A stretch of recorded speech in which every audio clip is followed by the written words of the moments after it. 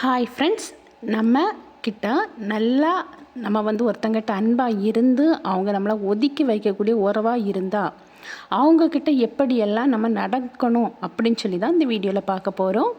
Last வரை skip பண்ணாமல் பாருங்கள். ஒதுக்கி வைக்கும் உறவினரிடம் இப்படி நடந்து கொள்ளுங்க. நம்ம இருக்கும்போது நம்மக்கிட்ட அன்பை காட்டாதவங்க, நம்மளை மதிக்காதவங்க, நம்ம இறந்த பிறகு எவ்வளோ தான் அழுது புலம்புனாலும் அங்கே ஒரு பிரயோஜனமே இருக்காது. கூடுமளவும் நம்ம ஒருத்தங்க இருக்கும்போது அவங்கக்கிட்ட அன்பாக இருப்போம், மதிப்போம். அவங்க இல்லாமல் போன பிறகு ஐயோ அவங்க போயிட்டாங்களே அப்படின்னு சொல்லி நம்ம அழுது புலம்புனா எந்த ஒரு பிரயோஜனமே கிடையாதுங்க. நம்ம ஒருத்தங்களுக்கு ஓடி ஓடி உதவி செய்யும் போது தான் நம்மக்கிட்ட அவங்க அன்பாக இருப்பாங்க. எப்போ நம்ம உதவி அவங்களுக்கு செய்ய முடியாமல் போகுதோ அப்போ அவங்க சுயநலம் நமக்கு தெரிய வரும். அதே போல் எதையுமே யாருக்கிட்டேயும் போய் எதிர்பார்த்துட்டு நிற்காதுங்க.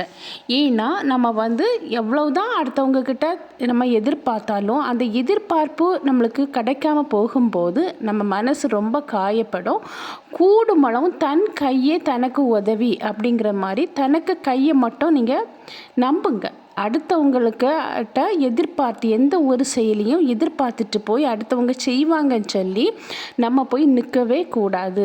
அதே போல் உங்களை ஒருத்தங்க ஒரு உறவினர் உங்களை வெறுக்கிறாங்களா ஒதுக்குறாங்களா நீங்களாகவே விலகி செல்லுங்க. அப்போந்தான் நமக்கு மானம் மரியாதை எல்லாமே நம்மக்கிட்ட இருக்கும். இல்லை ஒதுக்குற உறவுகிட்ட போய் நின்று நம்ம வலிய போய் நிற்கும்போது அங்கே நம்ம மரியாதை தான் குறைஞ்சி போகும்.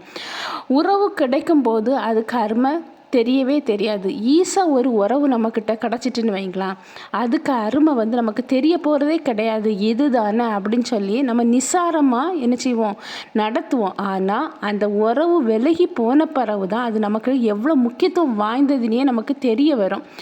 நம்மளை நேசிக்கக்கூடிய 100 பேரையாவது நம்ம நேசிக்கும் போது நம்ம வெறுக்கவங்கள நம்ம யோசிக்க வர நமக்கு டைமே இருக்காதுங்க. நம்மக்கிட்ட யார் அன்பாக இருக்கிறாங்களோ அவங்கக்கிட்ட நம்ம அன்பு காணிச்சு அவங்கக்கிட்ட நம்ம நேரத்தை கொடுக்கும்போது நம்மளை பிடிக்காதவங்க நம்மளை வெறுக்கிறவங்கள நம்ம நினச்சி பார்க்குறதுக்கு வர நமக்கு டைமே இல்லாமல் இருக்கும். மதிப்பு இல்லாத இடத்துல அன்பு இருக்கவே இருக்காது. ஒருத்தங்க நம்ம மேலே அன்பாக இருக்காங்கன்னா ஆட்டோமேட்டிக்காக அவங்களுக்கு நம்ம மேலே ஒரு மதிப்பு வரும். அப்படி உங்கள் மேலே ஒரு மதிப்பு இல்லாமல் அவங்க நடந்துக்கிட்டாங்கன்னா அவங்கக்கிட்ட உங்கள் மேலே ஒரு உண்மையான அன்பு இருக்கவே இருக்காது. அதே போல் ஓடி ஓடி உழைக்கும் போது இருக்கிற மரியாதை நம்ம உடம்பு டயர்டாகி வயதான பிறகு உழைக்க முடியாமல் இருக்கும்போது நமக்கு அந்த மரியாதை கிடைக்கவே கிடைக்காது. ஃபார் எக்ஸாம்பிளுக்கு நம்ம சொல்ல போனால் நிறைய பேரண்ட்ஸ் என்ன பண்ணுவாங்கன்னா உடம்புல ஹெல்த் இருக்கும்போது ஓடி ஓடி உழைச்சி சிறுக சிறுக சேமித்து காசாகவோ இல்லைன்னா லேண்டாகவோ பிள்ளைங்க கையில் நம்ம கொடுத்துரும். ஆனால் அந்த பிள்ளை நம்மளை பார்க்க நம்ம எதிர்பார்க்குறோம், ஆனால் அது பார்க்குறது இல்லை.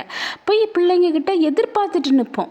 அப்போது நம்மளுக்கு அப்படி பிள்ளைங்க பார்க்காது அப்படின்னு நம்மளுக்கு தெரியாது. நம்ம பிள்ளைங்களை நம்ம நம்பி இருப்போம். கூடுமளவும் ஒரே ஒரு ரிக்வெஸ்ட் என்னென்னா, இந்த வீடியோவை பார்த்துட்டு இருக்கிற வயசானவங்களோ இல்லைன்னா யாருனாலும் சரி நமக்குன்னு கொஞ்சம் காசுகளை சேவ் பண்ணி வச்சுக்கோங்க.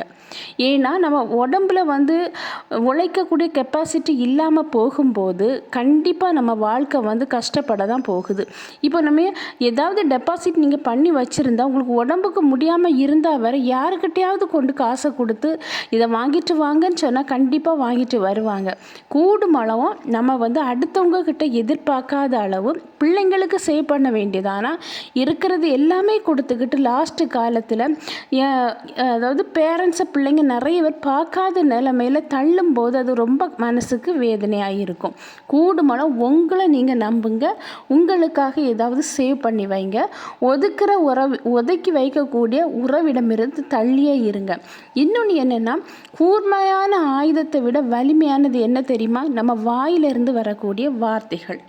அந்த வார்த்தைகளை நம்ம ஒரு வார்த்தைகளால் ஒருத்தங்களை காயப்படுத்திட்டோன்னா திருப்பி அதை வந்து சரியாக்க ரொம்ப கஷ்டங்க.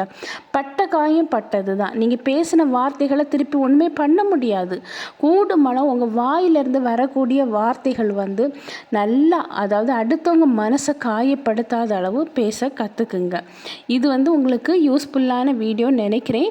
உங்களை ஒதுக்கி வைக்கிற உறவுகிட்ட நீங்கள் வந்து விலகி இருக்கிறது நல்லது. எந்த ஒரு அன்பையும் அங்கே எதிர்பார்க்காதுங்க. அவமானம்தான் கிடைக்கும். ஓகே ஃப்ரெண்ட்ஸ், நெக்ஸ்ட் வீடியோவில் நான் மீட் பண்ணுறேன். அதுவரை பை, see you. உங்களுக்கு இந்த வீடியோ பிடிச்சிருந்தனா லைக் பண்ணுங்கள், ஷேர் பண்ணுங்கள், சப்ஸ்கிரைப் பண்ணுங்கள், பக்கத்தில் இருக்கிற ஆளுங்கிற பட்டனை கிளிக் பண்ணிக்கிங்க. பை.